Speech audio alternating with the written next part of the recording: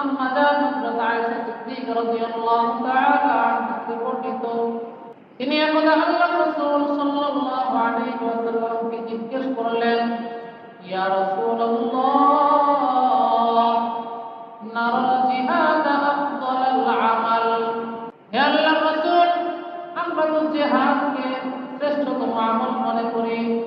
আফালা নুজাহিদ, সুতরাং আমরা কি জিহাদ করব না? নবীজিকে জিজ্ঞেস করলেন।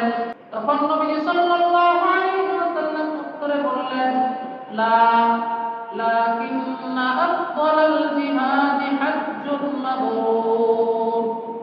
না, তোমাদের জন্য জিহাদ করা লাগবে না, তোমাদের জন্য শ্রেষ্ঠতম জিহাদ হলো হজ্জে মাবরুর। সুবহানাল্লাহ। আজকে আমরা এই হাদিসটা আমাদের মা বোনদেরকে শোনাব। অনেক মা বোন আছেন যাদের সামর্থ্য আছে, কিন্তু তারা যে সামর্থ্যবান হয়ে আছেন এটা তারা নিজেরাও জানেন না। অনেক মা বোনদের কাছে টুকটাক ব্যাংক ব্যালেন্স জমানো টাকা পয়সা আছে, এর পাশাপাশি সোনা রূপার গহনা আছে, যেগুলো উনি বিক্রি করলে এতটুকু টাকার মালিক হবেন যেটা দিয়ে তিনি হজ করে আসতে পারেন। আমি এই কথা বলছি না যে উনি বিক্রি করে ফেলুন। যদি বিক্রি না করে বিকল্প ব্যবস্থা থাকে তাহলে সেই বিকল্প ব্যবস্থা দিয়েই আপনি যান। কিন্তু মনে রাখতে হবে, আপনি যদি এই পরিমাণ সোনা রূপার মালিক হন, যতটুকু বিক্রি করার দ্বারা আপনি বাইতুল্লাহ সফরের সামর্থ্য রাখেন, তাহলে কিন্তু আপনার বড় কাজ করে।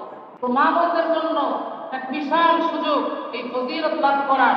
আল্লাহ রাসূল সাল্লাল্লাহু আলাইহি ওয়াসাল্লাম নারীদের ব্যাপারে বলতেছেন, জিহাদ করে পুরুষরা যেই রকম ফজিলত লাভ করবে, নারীরা হজ্জে মাবরুর করার মাধ্যমে ওই রকম জিহাদের ফজিলত লাভ করবে। সুবহানাল্লাহ।